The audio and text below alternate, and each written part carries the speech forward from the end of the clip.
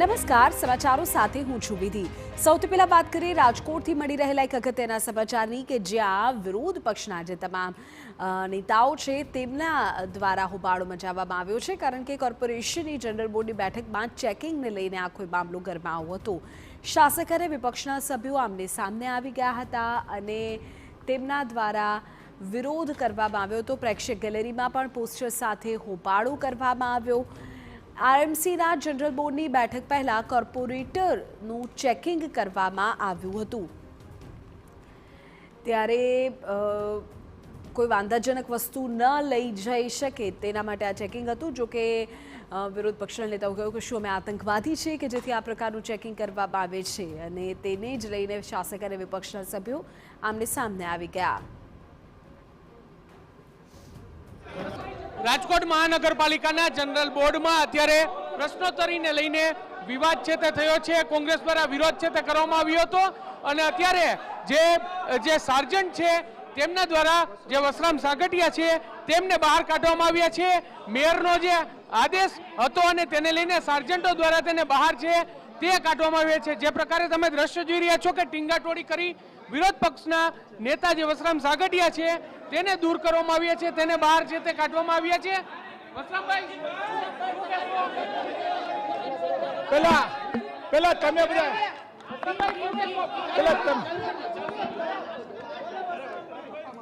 તમે બધા પેલા તમારું બધાને વ્યવસ્થિત લઈ શકો એટલા માટે રાખો।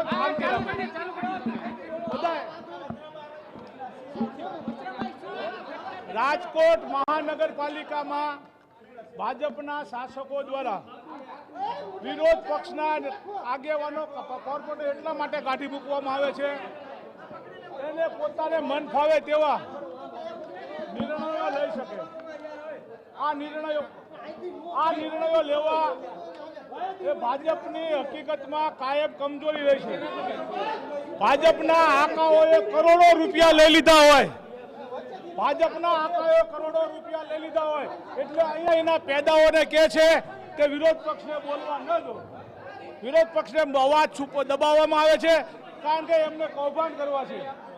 હવે અમને બહાર કાઢી મૂક્યા પછી પોતાની દરખાસ્તો મન ફાવે તેવી મંજૂર કરશે, અમારો વિરોધ પણ અંદર નહીં લખાવે। એ બતાવે છે કે ક્યાંક ને ક્યાંક આ લોકો પ્રજાથી અને વિપક્ષથી ડરી રહે છે। સાર્જન્ટો દ્વારા તમારી ટીંગાટોળી કરવામાં આવી, આ કાયમી થયું છે। એ લોકોને શરમ જેવો છાંટો નથી ભાજપવાળાને। હું તો કહું છું એની નફટાય અને હલકાઈનો કોઈ સીમા નથી। એટલી નફટા અને હલકાઈ ઉપર જ્યારે ભાજપ આવતું હોય ત્યારે વિપક્ષ તરીકે અમારી ફરજ છે। શું મુદ્દા તમે રજૂ કરવાના હતા? અમારો જે મુદ્દો હતો મેં પત્રાએ બતાવ્યું છે પેલા કાગળ, રોગશાળાનો મુદ્દો હતો। રોગશાળામાં આપ જોવો કેટલાય લોકોના મૃત્યુ થયા છે, પરંતુ રાજકોટ મહાનગરપાલિકા મૃત્યુ છુપાવે છે, સરકારને પણ ખોટા આંકડા આપે છે। આ મુદ્દો રહ્યો, આ મુદ્દો શું ખોટો છે? શું આ રાજકોટને પ્રજાનો મુદ્દો નથી? આ મુદ્દો બતાવવામાં પણ જો એમને શરમ લાગતી હોય તો તમને શરમ લાગતી હોય તો ભાઈ તમે કામ કરો ને, શા માટે કામ નથી કરતા? તમે લોકોના કામ કરો, કૌભાંડ કરોમાં, કરોડો રૂપિયા ખાઈ જાઓમાં, લોકોના પરસેવાની પૈસાની કમાણીના પૈસા જે ખાવા ન જોઈએ।